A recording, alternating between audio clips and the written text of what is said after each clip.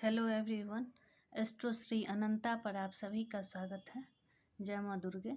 आज हम बात करेंगे कन्या लग्न में योग कारक और मारक ग्रह के बारे में।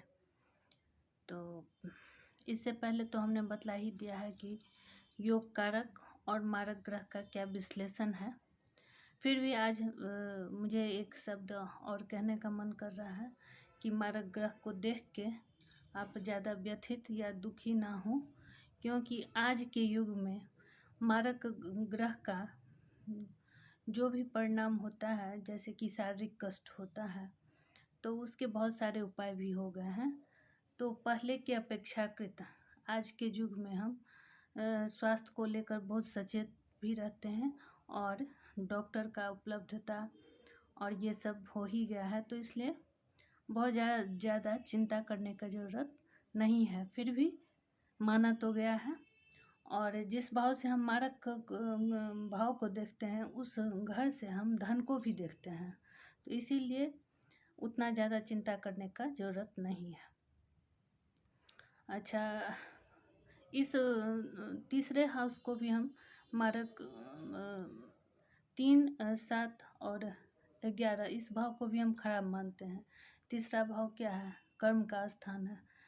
तो पहले के युग में धर्म को जो है बहुत अच्छा माना जाता था, धर्म त्रिकोण को, कि जो भी व्यक्ति यदि धर्मार्थी है तो उसका ज़्यादा ही महत्व होता था, तो इसलिए बहुत ज़्यादा वैल्यू था।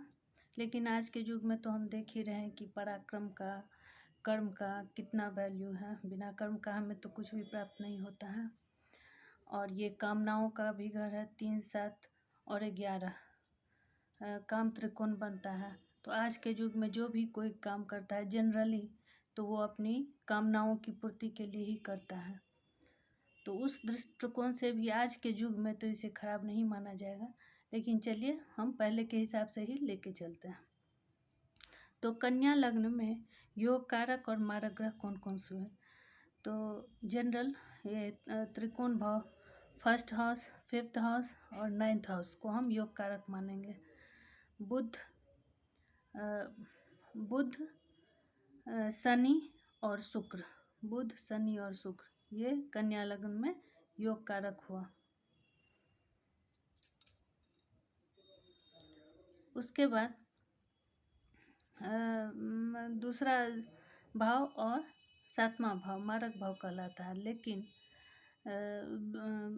यहाँ पे तुला राशि हुआ, तो तुला राशि हुआ तो ये लग्नेश के मित्र हुए शुक्र, तो इसीलिए।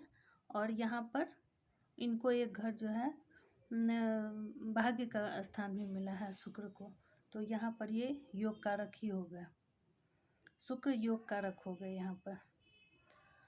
और मंगल यहाँ पर मारक ग्रह बनेंगे कुंडली के हिसाब से, क्योंकि इनको एक घर 3rd हाउस मिला है, तीसरा स्थान, और एक 8वां घर, तो दोनों ही संघर्ष का स्थान मिला है। तो इसीलिए ये घर मारक ग्रह कहलाए मंगल। उसके बाद धनु राशि और मीन राशि, तो यहाँ पे बृहस्पति यहाँ पर मारक ग्रह कहलाए। क्यों?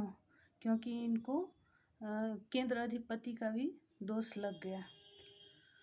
बुध का बृहस्पति से दोस्ती है, लेकिन यहाँ पर लग्न अधिपति का, केंद्र अधिपति का दोष लग गया, तो इसीलिए बृहस्पति यहाँ पे मारक ग्रह कहलाए।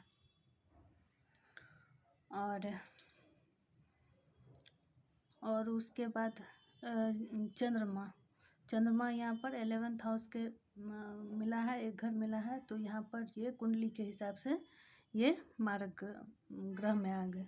और यहाँ पे सूर्य जो है मारक ग्रह में आ गए। ये कुंडली के हिसाब से योग कारक और मारक ग्रह की का लिस्ट है। अब स्पेशली एक कुंडली के आधार पर हम बतला रहे हैं कि योग कारक कैसे मारक में बदलता है और मारक कैसे योग कारक में बदलता है। तो यहाँ पर देखिए कि इस कुंडली में जैसे कि बुध यहाँ पर लग्नेश हैं, तो वो बुध और शुक्र की युति बन गई है, जो कि बहुत ही अच्छा युति है।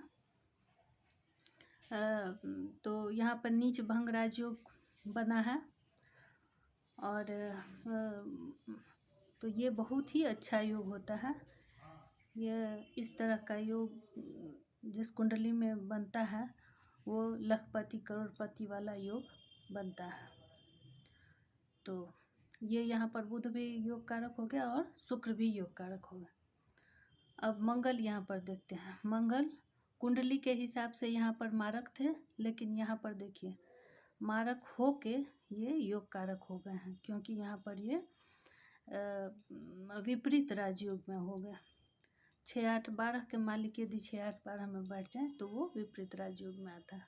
तो यहाँ पर ये मंगल विपरीत राजयोग में आ गए, तो मंगल भी यहाँ पर योग कारक में आ गए। अब शनि को देखेंगे तो शनि यहाँ पर एक घर इनको 6वां घर मिला है और एक त्रिकोण भाव मिला है। तो इसलिए एक घर यदि खराब मिलेगा और एक त्रिकोण भाव मिलेगा तो ये योग कारक ही हो जाएंगे। तो शनि यहाँ पे कुंडली के हिसाब से योग कारक होगा और यहाँ पर 5th हाउस में बैठ भी गए तो यहाँ पे ये उच्च के होगा। अब गुरु यहाँ पर एक तो केंद्र अधिपति का दोष लगा हुआ था और उसके बाद वे 12वें स्थान में चले गए, तो कुंडली के हिसाब से ये अतिमारक होगा।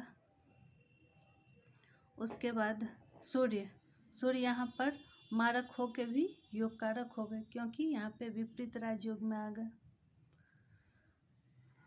और उसके बाद केतु का वही हिसाब किताब है कि जो राशि यदि इसमें उच्च के होंगे तो केतु यहाँ पे योग कारक हो गए। और राहु जो है यहाँ पर बृहस्पति जब मारक हो गए तो उनके साथ राहु बैठे हुए हैं, तो ये भी मारक करना है। तो इस तरह से हम कुंडली के अनुसार योग कारक और मारक ग्रह को देखेंगे। आशा करते हैं आप लोग समझ गए होंगे। धन्यवाद।